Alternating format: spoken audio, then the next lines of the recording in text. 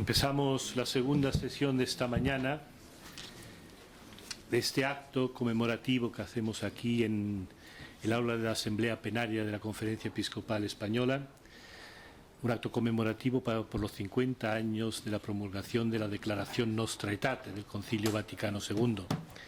Hemos tenido esta mañana una ponencia que nos ha ofrecido el profesor José Luis Sánchez Nogales, y ahora tenemos esta segunda parte de este acto, que es una mesa redonda. El título de la mesa redonda es Las relaciones de la Iglesia Católica con las demás religiones, pasado, presente y futuro. Están presentes en la mesa el presidente de la Conferencia Episcopal, don Ricardo Blázquez, que nos dará un saludo y una acogida. Y después también están don Isaac Querub, que es el presidente de la Federación de Comunidades Judías de España, don Ray Tatari, que es el presidente de la Unión de Comunidades Islámicas de España, y don Francisco Javier Martínez, presidente de la Comisión Episcopal de Relaciones Interconfesionales. Cada uno de ellos tendrá un tiempo para exponer el tema, que es el tema que nos reúne aquí hoy, de las relaciones de la Iglesia con las demás religiones no cristianas, con las suyas propias, en estos últimos 50 años, a partir de esta declaración del Concilio Vaticano II. Cedo la palabra a don Ricardo Blázquez. Buenos días a todos y a todas. Quiero expresar mi saludo cordial y respetuoso a todos ustedes.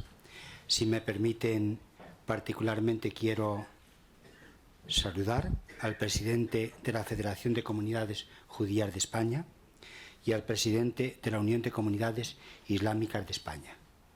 Bienvenidos todos. Esta casa es una casa con las puertas abiertas, también con las puertas abiertas de noche.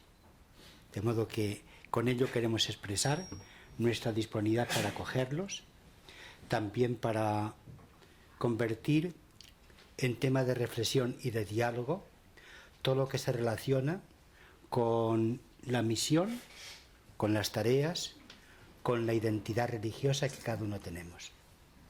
Pero una identidad siempre abierta y nunca en absoluto pertrechados y en forma de defensa y correlativamente de ofensa para nadie.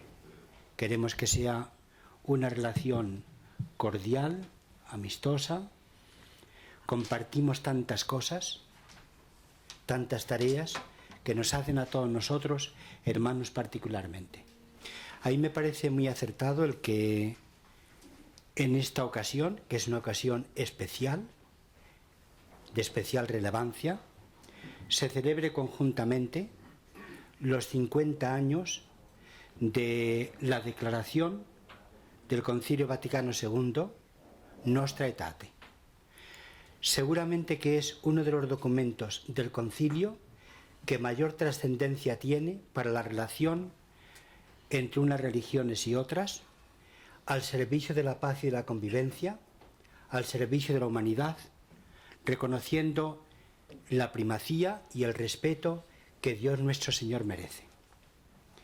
Es seguramente esta declaración Nostra Aetate, que fue muy trabajosa en el concilio, es uno de los documentos que ha tenido una trascendencia mayor para la Iglesia católica, me refiero ahora, en el posconcilio.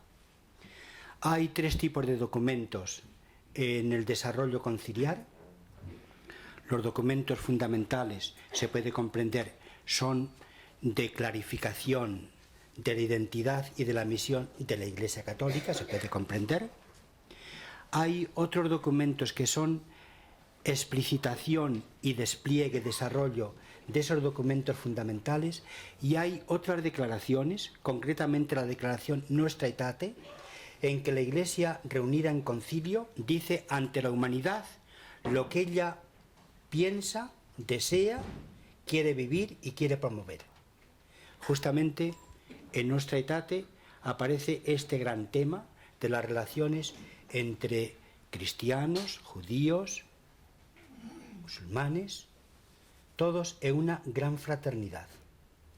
La verdad no se puede imponer, la verdad siempre se puede transmitir y se recibe por los cauces de la suavidad de la convicción y del corazón.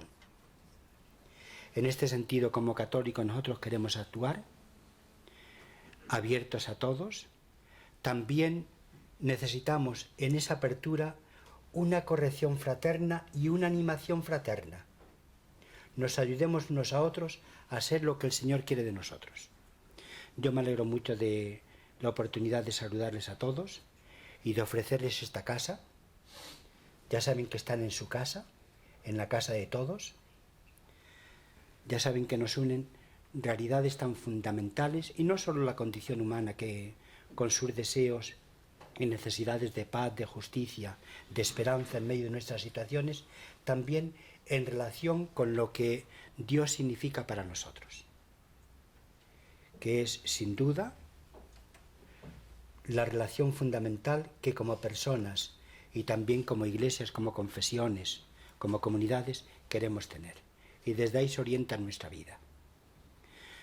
Bienvenidos todos, y me permiten que tenga que ausentarme porque tenemos ahora la reunión de lo que llamamos el Comité Ejecutivo, que con ocasión del sínodo y por motivos del sínodo no hemos podido tener hasta hoy. En todo caso, me alegro de esta oportunidad para saludar a todos cordialmente. Dios se lo pague. Muchas gracias. Bienvenidos.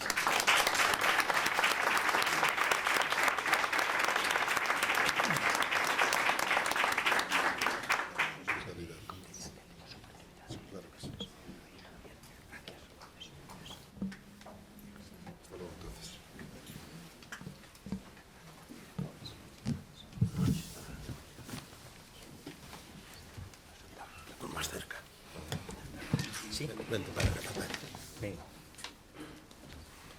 Muchas gracias a don Ricardo Blázquez, presidente de la Conferencia Episcopal Española y arzobispo de Valladolid.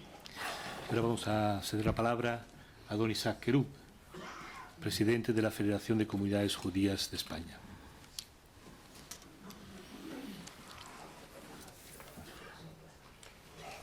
Buenos días. Buenos días. ¿Funciona o no? A lo mejor hay que apagar. Presidente de la Conferencia Episcopal y arzobispo de Valladolid, muchísimas gracias por su invitación y por su hospitalidad.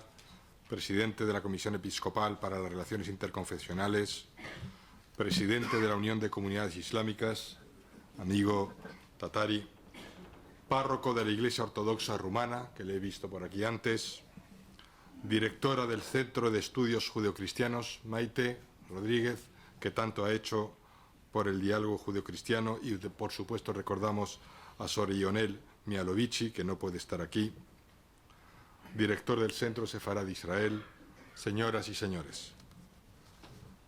Nos reunimos aquí hoy para conmemorar el 50 aniversario de la Declaración Nostra Aetate, la cual se promulgó en el seno del Concilio Vaticano II y que tuvo por objetivo mejorar la interrelación de la Iglesia Católica con las religiones no cristianas.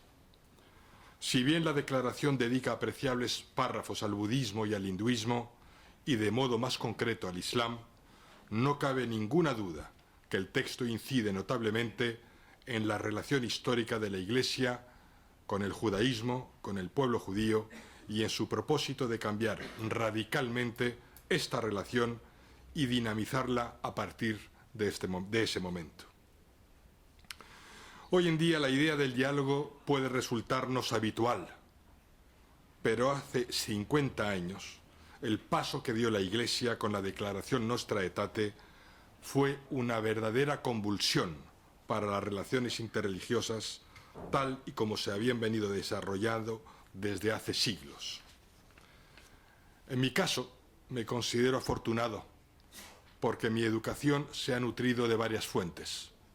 Nací y crecí en un país musulmán, recibí una formación judía de mis padres y de mi familia, una formación laica en el Liceo francés y también una formación jesuítica en mi etapa universitaria, pues estudié en el ICADE. Todo ello me ha hecho ser plenamente consciente de la importancia del diálogo interreligioso y de la especial e íntima naturaleza que radica en el diálogo judeocristiano. Para comprender esa naturaleza hemos de entender que el odio antijudío no es un fenómeno moderno, sino que viene de tiempos remotos. Durante 2000 años, y casi siempre desde el púlpito, se fueron forjando una larga cadena de prejuicios que en infinidad de ocasiones desembocaron en persecuciones, en expulsiones y en matanzas. Para cambiar la tradición del odio, hay que comenzar por modificar las raíces que lo suscitan. Esta idea fue acuñada por un eminente judío francés a quien puede asignársele el carácter de padre por parte judía de la Declaración Nostra Aetate. Me refiero al filósofo, al historiador Jules Isaac.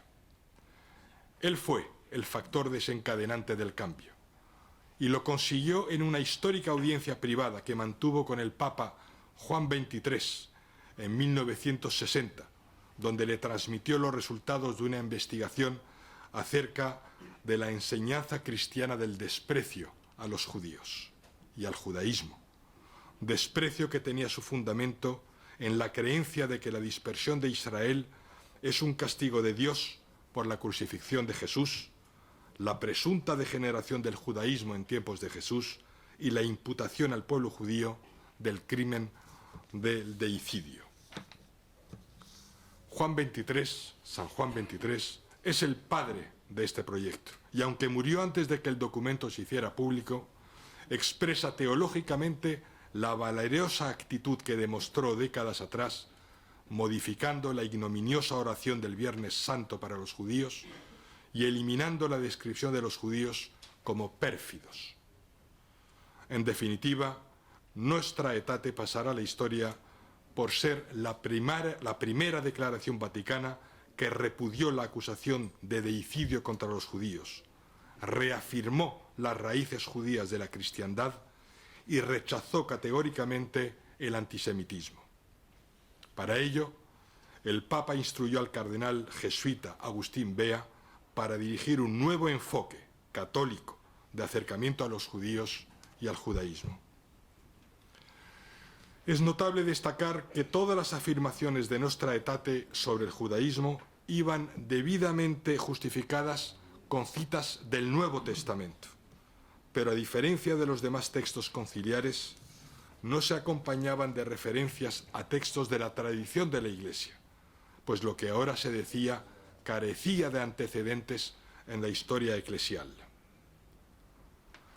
Durante mucho tiempo, la Iglesia se autoafirmaba como el Verus Israel, no dejando lugar alguno para el pueblo judío. Así, se sostuvo de forma continuada el argumento según el cual la actual relación de Dios con los cristianos reemplazaba la relación que anteriormente tenía con los judíos, siendo estos en consecuencia condenados por Dios y perdiendo su derecho a las promesas que se les debían según el Testamento. Por ello resulta fundamental la reforma operada por la Declaración Conciliar cuando expresa que los judíos son todavía muy amados por Dios a causa de sus padres, porque Dios no se arrepiente de sus dones y de su vocación, por lo que rechaza que los judíos sean señalados como réprobos y malditos. Asimismo, se refuta la acusación de deicidio contra los judíos, como dijimos antes, base fundamental del antijudaísmo cristiano, al afirmar que la muerte de Jesús no puede ser imputada ni indistintamente a todos los judíos que entonces vivían, ni a los judíos de hoy. San Juan XXIII y San Juan Pablo II han sido hasta el momento los papas que más han hecho por recuperar la verdad y establecer las bases de un auténtico diálogo y proceso de reconciliación entre católicos y judíos durante los últimos 2000 años. Y han de servirnos de inspiración para profundizar en esta nueva dimensión que no podemos dejar de lado. No puede obviarse que ambos papas vivieron la Shoah, el Holocausto, muy de cerca, y sus reacciones ante el genocidio sistemático de los judíos han jugado un papel fundamental en la revolución de las relaciones entre católicos y judíos durante la última mitad del siglo XX. Ambos papas tomaron conciencia de la relación entre la enseñanza del desprecio hacia los judíos y las consecuencias trágicas últimas del antisemitismo y de la Shoah. Comprendieron que la solución final no hubiera tenido éxito hasta el punto en que lo tuvo sin el terreno que se fertilizó durante siglos por el estímulo de la Iglesia, activo y a veces pasivo, de demonización y deshumanización del judío. Juan XXIII y Juan Pablo II se posicionaron frente a ello de una forma clara y contundente, valiente, provocando un cambio radical en la forma en que la Iglesia afrontaría a partir de ese momento las relaciones judeocristianas. El compromiso con las relaciones judeocristianas continúa y, por su parte, el Papa Francisco, en su exhortación apostólica Evangelii Gaudium de 2013, ha afirmado que una mirada muy especial se dirige al pueblo judío, cuya alianza con Dios jamás ha sido revocada, porque los dones y el llamado de Dios son irrevocables. Y continúa afirmando que los cristianos no podemos considerar al judaísmo como una religión ajena, ni incluimos a los judíos entre aquellos llamados a dejar los ídolos para convertirse al verdadero Dios. Creemos, junto con ellos, prosigue la exhortación apostólica, creemos junto con ellos en el único Dios que actúa en la historia y acogemos con ellos la común palabra revelada. Hemos de comenzar con lo que tenemos en común, que es mucho, y sobre esa base tratar de entender mejor y más profundamente nuestras diferencias. Compartimos la creencia en el mismo y único Dios, así como los 10 mandamientos, los cuales van más allá de ser preceptos religiosos, sino que se han constituido como la base del derecho natural. La tradición judeocristiana, de la que hemos de sentirnos orgullosos, sin ningún atisbo de timidez, se ha desplegado más allá de la dimensión espiritual para convertirse en los cimientos sobre los que se sustentan nuestros valores éticos, como la justicia, la libertad, la igualdad, la fraternidad y el respeto al prójimo. El diálogo requiere de un previo conocimiento mutuo, que creará las bases para un respeto recíproco y que finalmente permita la enseñanza del aprecio entre ambos interlocutores. Estamos, pues, en los albores del diálogo y tenemos una responsabilidad ética de continuar el legado marcado. La memoria nos permite ser y también nos ayuda a evitar cometer los mismos errores del pasado. El mutuo aprecio no implica que hayamos de renunciar a nuestras creencias más particulares y específicas, ya que el diálogo no puede llevarnos a un sincretismo que nos desnaturalizaría mutuamente. En palabras de Levinas, el verdadero diálogo respeta al otro en su alteridad. A su vez, el conocimiento y aprecio mutuo tienen que dejar de ser un ejercicio intelectual y propiedad de las jerarquías para pasar al pueblo y, en particular, a los más jóvenes, para facilitar la erradicación de los prejuicios, los estereotipos y las leyendas negras acerca de los judíos. Y del mismo modo, el diálogo judeocristiano no puede reducirse únicamente al discurso académico, que si bien es fundamental, resultaría estéril si solo se quedara en eso. La búsqueda de la verdad es un derecho y cooperar en restaurarla un deber. Esto debe reflejarse en acciones directas, que tengan como base los valores espirituales y éticos que nos sustentan a ambas confesiones y que, a fin de cuentas, han conformado la civilización occidental tal y como la conocemos, junto con la filosofía griega y el derecho romano. Esas acciones directas deben encaminarse a seguir trabajando por lograr de nuestro mundo un entorno donde la persona pueda desarrollarse de forma integral. Hemos de renovar nuestro compromiso con la defensa y promoción de la dignidad humana, tal como se deriva de la afirmación bíblica de que todo ser humano ha sido creado a imagen y semejanza de Dios. Nuestro mutuo compromiso con la justicia tiene una profunda raíz en ambos credos. Compartimos la convicción de que toda persona tiene derecho a ser tratada con justicia y equidad. Dada la dimensión global de la pobreza, la injusticia y la discriminación, tenemos una clara obligación religiosa y moral de mostrar preocupación por los pobres y por los que han sido privados de sus derechos políticos, sociales y culturales. A la luz de este compromiso común, hemos de encontrar una solución a los grandes desafíos de nuestro mundo: la creciente disparidad económica entre los pueblos, la gran devastación ecológica, los aspectos negativos de la globalización y la urgente necesidad de trabajar por la paz y por la reconciliación. El diálogo judeocristiano ha ido desarrollándose en este sentido de forma paulatina, pero sin perder empuje en Europa y en América, alentado constantemente por el Vaticano.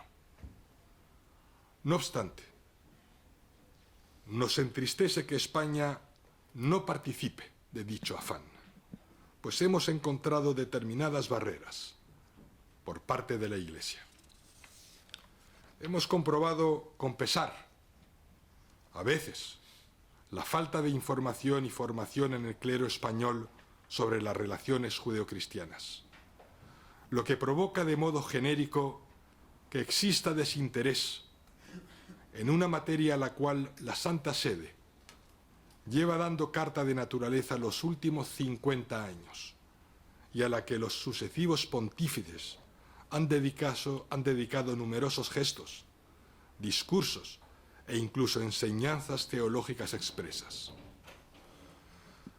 Los actos conmemorativos son buenos para recordar lo ya logrado, pero es importante no caer en la complacencia ni dejar de construir el camino ya iniciado. El hecho de que España no haya sufrido la Shoah o que la comunidad judía española no sea tan numerosa como en otros países no debería constituir óbice alguno para la transmisión del diálogo judeocristiano en nuestro país, puesto que creemos en que la necesidad del mismo no es una cuestión cuantitativa y debería ser asumido por la Iglesia española por su misma importancia intrínseca. Aprenderemos los unos de los otros, y esto nos hará más fuertes y nos convertirá en aliados, sobre todo cuando nos acechan los mismos peligros y los mismos enemigos. En este sentido no podemos pecar de ingenuos, ya que si bien hemos de tener apertura de mente para dialogar con otras creencias, eso no puede llevarnos a ser infantiles y pusilánimes, creyendo que podemos utilizar el diálogo como modo de relación con cualquier creencia o ideología. Con el totalitarismo no se dialoga, con la intolerancia no se habla, ni con todos aquellos que pretenden oprimir, someter, aterrorizar y masacrar a todos los que no piensan o crean como ellos. A esos se les combate, sin tregua ni contemplaciones. Judíos, cristianos, musulmanes y todas las personas de buena voluntad. Tenemos un enemigo común en el islamismo radical, que no ve ninguna diferencia entre nosotros a la hora de pretender nuestra destrucción. Nadie, con un mínimo de honestidad, podría equiparar tal fanatismo yihadista con los millones de musulmanes que viven su fe en paz y armonía con otras comunidades. Y aquí en esta mesa tenemos un ejemplo. Y a todos ellos les pedimos que condenen sin ambages y públicamente esa doctrina criminal de frenesí homicida. Nada nos complacería más que fueran ellos quienes encabezaran las manifestaciones contra esa perversa lacra que sacude actualmente Oriente Medio y África. Al-Qaeda, Boko Haram, Daesh, Hezbollah y Hamas, entre otros muchos, no dudan en recurrir al terrorismo, a la esclavización, a la decapitación, a la crucifixión y al asesinato en masa para la consecución de sus fines. No podemos y no tenemos ningún derecho a caer en el craso error de quedarnos anclados en nuestras diferencias y no sobreponernos a ellas por el bien y el futuro de las generaciones venideras. Tenemos, al contrario, la obligación de presentar un frente moral unido que salvaguarde nuestra tradición y nuestros valores, luchando por el establecimiento de la justicia y contra la intolerancia religiosa. Y no se trata de luchar en contra de nada, sino a favor de nuestros valores, y en su defensa hemos de ser beligerantes. El diálogo judeocristiano, señoras y señores, debe en definitiva contribuir a lograr una sociedad más libre y más justa, colaborando juntos en su consecución. Las bases las han sentado grandes hombres como Jules Isaac, Agustín Bea, San Juan XXIII y San Juan Pablo II. Ahora nos toca el turno a nosotros de convertir la teoría en praxis por el bien y el futuro de nuestra civilización y de la paz. Muchas gracias.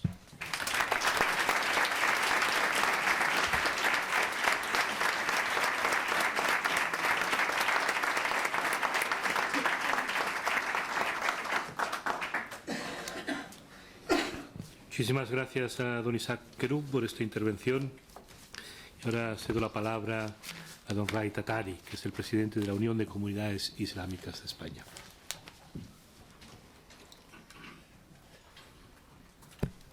Buenos días.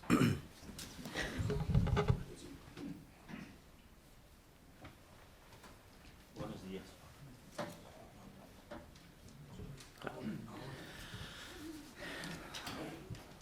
Señor presidente de la Conferencia Episcopal Española, apreciados presentes todos, es una felicidad enorme hablar a todos ustedes en una conmemoración de una carta de suma importancia. La carta no es para los musulmanes, es para tratar a los musulmanes, entre otros. En esto radica la importancia suya, porque la historia, tanto lejana como la actual, moderna, ha sufrido los pueblos musulmanes el colonialismo europeo de toda índole.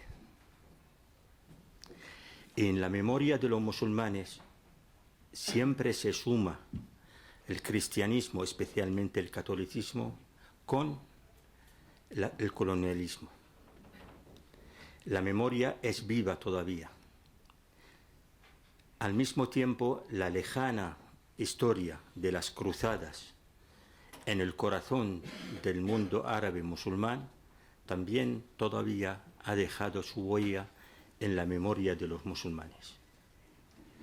Hemos visto en la declaración de este documento tan importante una época nueva. Así lo han contemplado los pensadores musulmanes, los que están trabajando en materia de acercamiento y especialmente en zonas de convivencia con las demás religiones, ya como ejemplar. Cito el país natal mío, que es Siria, que era ejemplo de una convivencia natural, no a través de leyes o documentos. Todos convivíamos juntos los vecinos, la misma familia, son cristianos, judíos y musulmanes. El mismo apellido. Sin embargo, este ejemplo está ahora prácticamente destrozado. Y muchísima gente responsable lo está mirando. Mirando sacrificar un ejemplo emblemático para toda la humanidad. ¿Por qué lo estoy diciendo ahora? Porque estoy sufriendo personalmente la comunidad musulmana española, y especialmente cuando estamos mirando cómo un grupo prácticamente terrorista, yo no le llamaría ni islamista, ni yihadista, ni nada, es terrorista, está a ojos de todo el mundo destrozando un país, segundo país, y si no despertamos de forma adecuada, yo creo que va a ser peor todavía. Nosotros hemos recibido, los musulmanes, especialmente en España, la carta conciliar como algo que van a abrir la puerta, todas las puertas. Y esperábamos. No. Yo miento, de verdad. Si digo que ha sido una apertura a todas las confesiones y hemos trabajado, nosotros nos hemos prestado, nos hemos dialogado, hemos hecho posible la creación de puentes, pero siempre nos cerraban las puertas, de una forma u otra. Yo esperaba, por lo menos, encontrar lo que me educaron de ello, de pequeño, en mi ciudad natal, en Damasco, un tratamiento que, si no es igual, parecido, no ha sido igual. Yo no he sufrido, pero mucha gente ha sufrido. En España, no estoy hablando de mucha gente que venía de Oriente, del Próximo Oriente, venía a España con un cariño especial para España. No de conquistar, como quieren levantar el lema, o volver al Andalus de la... No, no era así. Era simplemente este cariño a un país que la ha recibido, especialmente los primeros estudiantes universitarios que vinieron a España. Lo que vimos de parte nuestra no es un diálogo, es simplemente omitir las cosas, verla como más bien para cara a la galería, a la fachada, pero no hemos tenido, a decir la verdad, una acogida y un diálogo serio de una colaboración que nosotros creemos que el diálogo interreligioso, aparte del doctrinal que necesita sus especialistas en la materia, hay dos formas también, formas de diálogo entre musulmanes y el resto de las comunidades religiosas, como es, por ejemplo, el mutuo conocimiento, intentar conocernos mutuamente, porque abre las puertas, abre que es humano igual que yo, es un ser digno de respetar, igual que yo. Y al mismo tiempo hay otras formas. Yo estaba hablando ahora con el responsable de la inmigración. Nosotros hemos trabajado mucho con la Iglesia Católica en la inmigración. Hemos celebrado muchos años Día de Paz, Espíritu de Asís, pero luego ya se cerró la puerta, especialmente hace unos años. Y también en la inmigración se cerró la colaboración con la Conferencia Episcopal. Insistimos nosotros, sin embargo, no hubo atención al respecto. Yo tengo un carácter abierto y al mismo tiempo sincero. Yo puedo alabar ahora a la labor de la Iglesia Católica, pero los musulmanes que han nacido aquí en España, las nuevas generaciones, no lo palpan. Por eso es una invitación a una renovación de la conmemoración, aprovechando la conmemoración de nuestra Aetate, a dibujar un futuro mejor, con una iniciativa de renovación, darle espíritu a esta carta. Y porque veo a muchísima gente también de la Iglesia Católica, aparte de los que tenemos nosotros de problemas como musulmanes, pero yo creo que muchos que están ostentando también cargos importantes son con un espíritu preconciliar que no ayuda absolutamente a construir esta sociedad que adora a un solo Dios, a los que compartimos el mismo Padre, judíos, musulmanes y cristianos, el patriarca Abraham. Si no podemos emprender un viaje nuevo, yo creo que damos a los demás que no quieren que estemos, damos una oportunidad de oro para desplazarnos. Tenemos el mismo objetivo. Debemos construir el mismo edificio donde vivimos todos nosotros, que es la tierra. Creo que entre musulmanes, cristianos, especialmente católicos, y judíos podemos juntos cambiar la faz de la tierra y hacer posible, de verdad, que se extienda una paz, una fraternidad, una solidaridad humana basada no en la fe nada más, la fe en un solo Dios, sino también en los valores comunes que tenemos todos nosotros. Creo que es una invitación. Valoro perfectamente lo que estamos haciendo ahora, especialmente la intención de renovar la relación con las comunidades religiosas distintas. Hay mucho camino recorrido, pero también tenemos que tener más camino para recorrer y mejorar el acercamiento. Yo creo que la convivencia tiene que ser a través del diálogo y la cercanía. Y sin considerar más que la dignidad humana, que Dios ha dignizado al ser humano, no al ser católico, ni al judío ni al musulmán, al ser humano, tal como reza el Corán. Muchísimas gracias por todo lo que se ha hecho también, porque hay mucha gente de bondad que se ha hecho. Ayer mismo yo estuve en Valencia en el arzobispado y estamos trazando ahora un reto para todos nosotros. Hemos emprendido ahora un viaje, creo que va a lograr su fruto inmediatamente para atender a los refugiados que vienen de otros países.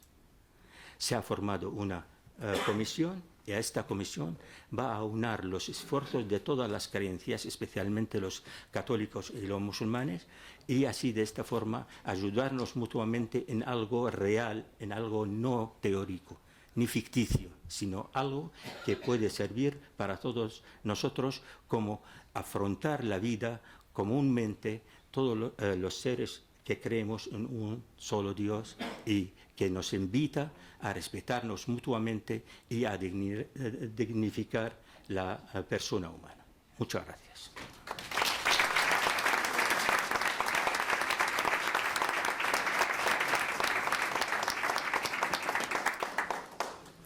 Muchísimas gracias a Ray Tatar, imán de la Mezquita Central aquí de Madrid, presidente de la Unión de Comunidades Islámicas de España. Bien, pues ahora cedemos la palabra a don Javier Martínez, arzobispo de Granada y presidente de la Comisión Episcopal de Relaciones Interconfesionales. Queridos Isaac y Riay, Yo no puedo comenzar sino dando gracias al Dios vivo por el hecho de que estamos en esta mesa justo nosotros tres. Porque me parece que el hecho en sí mismo constituye un signo de que la conversación y el diálogo son posibles.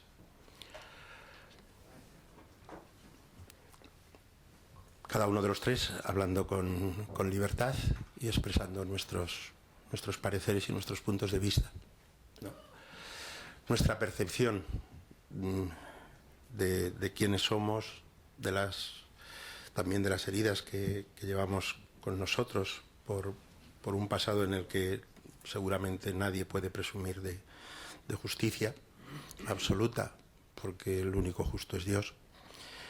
Y con el deseo, sin duda, grande, sincero, verdadero, de crecer en nuestra relación, en una relación de respeto, y no solo de respeto en virtud de tolerancia o algo así, sino en virtud de un afecto mutuo y de un deseo de cooperación en todo aquello que pueda contribuir al bien de todos y al bien de la humanidad de la que formamos parte.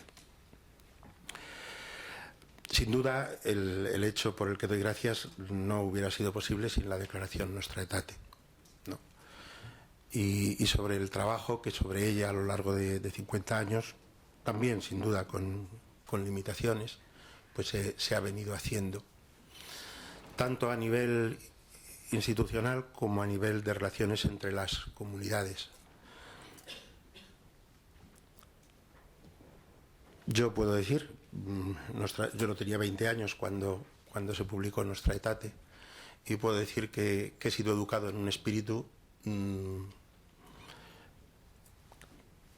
donde ella constituía más una premisa de nuestras relaciones y de nuestro deseo de conocernos que un objetivo a lograr, y donde uno miraba con horror todas esas situaciones del pasado en las que unos u otros hemos podido dañarnos y herirnos a veces muy profundamente, con heridas que puedan ser necesarios siglos o décadas o generaciones para poder curar o cicatrizar adecuadamente. Cuando yo empezaba a estudiar, mis profesores me enseñaron a amar la Mishnah, y recuerdo fue el primer libro inglés que compré en mi vida,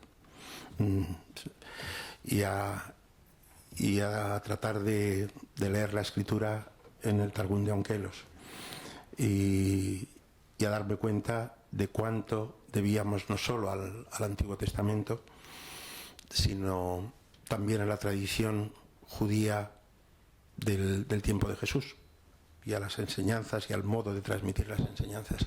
Crecí en un aprecio y en un respeto inmenso a la tradición prerrabínica y rabínica. Desgraciadamente mi vida me ha llevado por otros caminos que no me han permitido seguir cultivando ese amor profundo, pero todavía, si una noche quiero disfrutar un rato, vuelvo al Targum de Onkelos.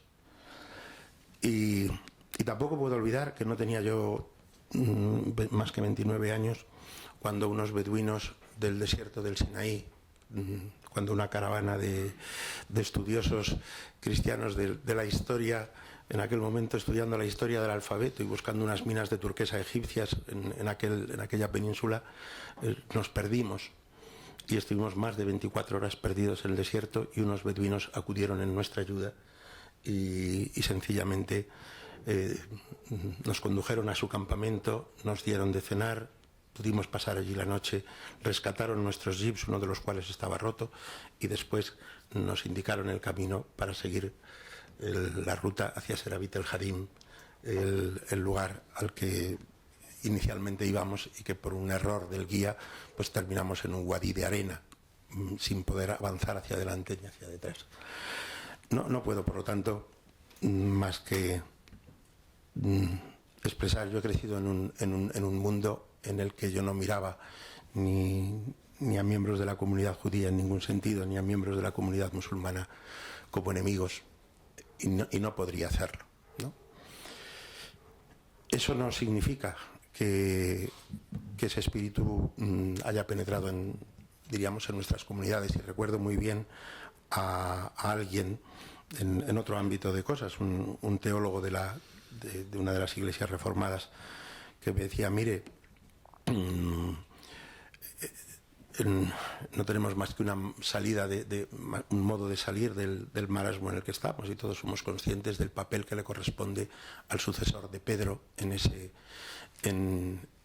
esa salida del marasmo y en ese trabajo por la unidad. Pero nuestras heridas son tan grandes y tan profundas que no nos queda más remedio que tener paciencia unos con otros y seguir creciendo en el camino emprendido, por muy lleno de obstáculos que pueda parecer y por muy difícil que en momentos pueda parecer, pero es el único camino. Y ciertamente para nosotros, digo cristianos, me permitís a mí aquí que use la voz común que nos engloba a todos, para nosotros cristianos no habría otra forma de ser lo que somos sin referencia especialmente a la comunidad judía, pero también a la comunidad islámica, ¿no? Por los siglos de historia en común, y es la historia en común una de las fuentes fundamentales de moralidad. Yo tengo pocas responsabilidades si es que hay habitantes en Marte con respecto a los habitantes de Marte, pero quizá ninguna, más que quizá el seguir cuidando de la Tierra, ¿no? Tengo mucha responsabilidad para con aquellas personas con las que llevo siglos conviviendo, o con las que hemos convivido durante siglos, o a las que debemos la posibilidad incluso de entendernos a nosotros mismos.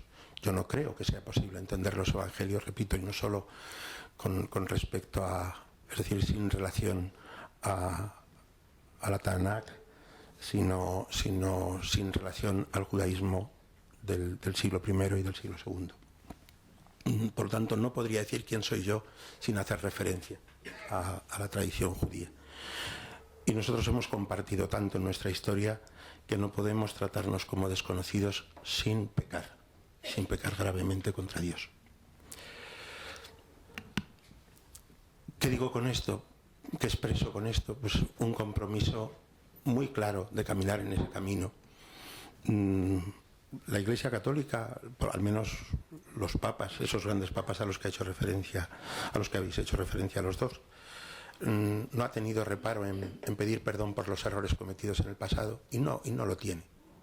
Yo al menos no lo tengo, y creo que hablo en nombre de muchas personas de la Iglesia. Tal vez necesitamos paciencia en que esa conciencia que tenemos algunos o que queremos tener sea transmitida adecuadamente a nuestras comunidades. La misma paciencia que probablemente tendréis que reclamar vosotros para algunas de vuestras comunidades también. Yo expreso públicamente en esta ocasión mi compromiso personal, pero en la medida en que formo parte de la Conferencia Episcopal, el compromiso de la Conferencia Episcopal en un trato lleno de afecto y de respeto por las dos realidades religiosas que estamos hoy sentados en esta mesa, ciertamente. Y solo quiero subrayar como dos peligros, algunos han sido subrayados ya también previamente. Uno, el desconocimiento. Hay que vencer el desconocimiento, tenemos que conocernos. Tenemos que conocernos, no podemos vivir de eslogans, no podemos vivir de frases hechas, de prejuicios acumulados a lo largo de la historia. Sé que eso no es sencillo, sé que hace falta un esfuerzo intelectual y moral, sobre todo moral, de rigor, de honestidad con la historia, de honestidad con nuestra propia identidad, con la identidad de cada uno, ¿no? Y ese conocimiento, en cierto modo, tiene que ser desde dentro. Yo creo que el pensamiento del siglo XX, en su concepción de las tradiciones, en su reflexión sobre las tradiciones históricas, ha puesto muy de manifiesto, por ejemplo, que es un error y una superficialidad enorme el considerar que quienes estamos aquí somos tres representantes de tres entidades que son instancias particulares de una categoría abstracta y genérica que se llama religión. No somos tres especies del género religión. Todo eso es una creación muy abstracta de un mundo en el que no nos reconocemos con facilidad. El judaísmo tiene sus propias categorías, su propia historia, y solo en la medida en que uno es capaz de comprenderlo desde dentro, es capaz de amarlo también y de comprender aquello en lo que todos podemos crecer de la experiencia judía y hasta de los errores que hemos podido tener en el trato. También nos permite evitar los anacronismos. Había épocas en las que el odium theologicum tenía una cierta libertad de expresión y no significaba necesariamente lo que puede significar en las perspectivas modernas actuales, ¿no? Pero lo mismo pasa con el Islam. No se puede vivir de frases hechas es necesario conocerlo en la medida de lo posible, y sé que no todos podemos ser científicos, sin duda ninguna, pero todos podemos tener un deseo a la hora de transmitir, a la hora de hablar, a la hora de un deseo de verdad, un deseo honesto de verdad, de la verdad sobre lo que somos y sobre lo que somos cada uno. En este sentido, yo diría otra clave que me parece esencial en ese conocimiento sería un error para nosotros, y yo creo que de consecuencias trágicas para el mundo y para la sociedad. Lo digo con toda sencillez y con toda humildad. Pensar que para que podamos entendernos tenemos que poner demasiado entre paréntesis, lo que somos cada uno, para llegar a una especie de terreno común neutro. Ese terreno común neutro no existe. Y yo creo que uno de los hallazgos de la cultura del siglo XX es, sencillamente no existe, es una ficción. Y las ficciones son las cosas que determinan más los errores históricos profundos, ¿no? Se trata de acudir al centro y al núcleo de nuestra experiencia religiosa, acercándonos a Dios, al Dios cuya misericordia es eterna, ¿no? Y me gustaría decirlo en hebreo, pero me parecería una pedantería. Y entonces no. O al Dios que es misericordioso y clemente. Sería acercándonos todos al Dios verdadero, como podemos mirarnos unos a otros a la cara con más sencillez, con más respeto, con más deseo de aprender de lo bueno, de lo muchísimo bueno que hay en cada una de nuestras tradiciones. Y yo creo que alejarnos de eso es caer en manos de ideologías, y con eso señalo el tercer peligro que nos amenaza en este momento, que no nace de nuestras identidades religiosas, sino justamente de la tal vez fragilidad de nuestras identidades religiosas, la manipulación ideológica del hecho religioso. Lo que hace Nostra Aetate es justamente recordar que el hecho religioso está anclado en el corazón del ser humano. El ser humano es constitutivamente religioso, y ese anclaje es un bien. Esa necesidad, ese anhelo de plenitud, de felicidad, de absoluto que hay en el hombre es un bien, y uno tiene que mirarlo como un bien, y solo mirándolo como un bien podemos construir algo juntos, en la medida en que nos lo permitan también nuestras propias fragilidades, sin duda ninguna. Pensar, repito y insisto mucho en este aspecto, que buscando un terreno neutral no religioso seremos capaces de entendernos mejor. Yo creo que la experiencia de la modernidad, si es leída en sus claves suficientemente matizadas, sin excluir nada de lo que pueda tener de culpa las comunidades cristianas y la comunidad católica en la Shoah, ¿no? Para hablar con claridad, sin excluir nada de lo que pueda haber, repito, de culpa por nuestra parte, pero no es por ser católicos o no es por ser cristianos por lo que eso sucede. Es porque el mundo había dejado, y concretamente el mundo en el que la Shoah tiene lugar, había dejado hace mucho tiempo de pensar en categorías cristianas, aunque fueran personas que habían recibido el bautismo. Las categorías eran otras.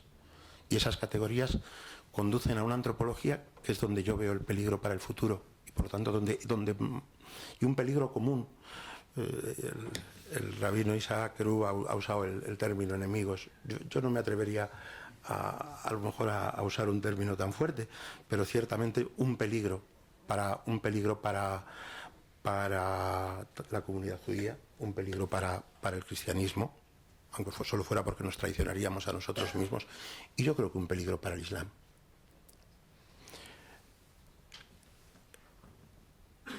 Las realidades que se han nombrado, Daesh, por mencionar un solo nombre, claro que son un peligro para el mundo. Son un peligro, más que para nadie, para las comunidades islámicas. Y ahí yo me uno al deseo y lo expreso.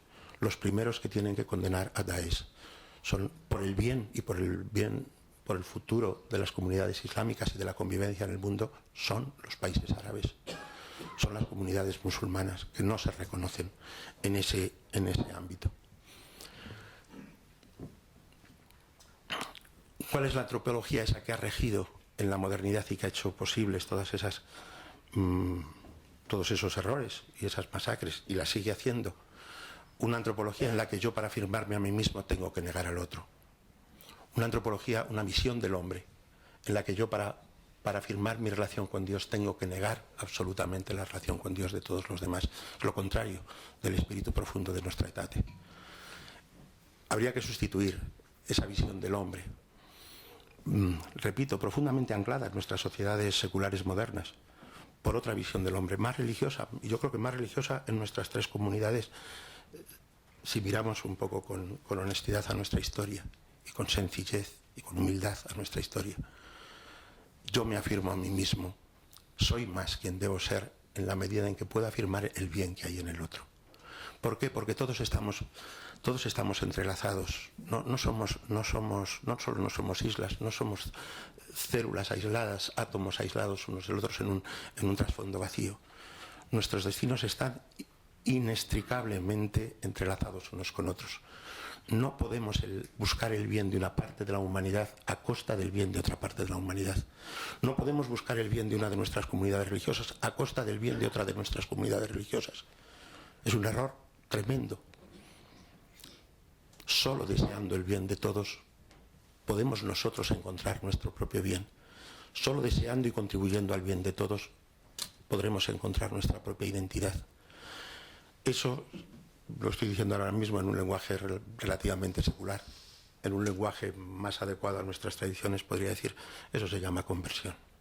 Tenemos que convertirnos al Dios verdadero, al Dios cuya misericordia es eterna, al Dios que ha amado tanto al mundo, que se ha entregado a sí mismo por la salvación del hombre, al Dios que es compasivo y misericordioso. Yo lo pido con toda mi alma y quisiera que mi vida pudiera contribuir a una situación de un mundo así. Gracias.